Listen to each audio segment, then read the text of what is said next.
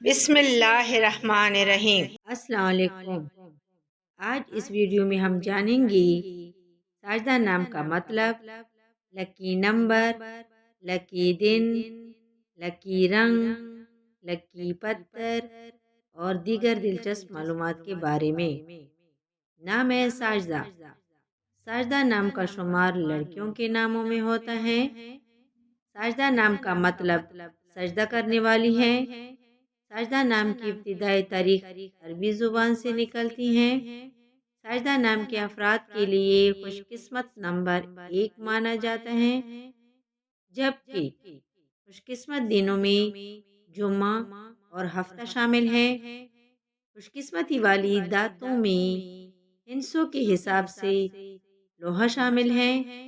ساجدہ نام کے افراد کے لیے موافق رنگوں میں نیلا، بنفشی اور کالا شامل ہے۔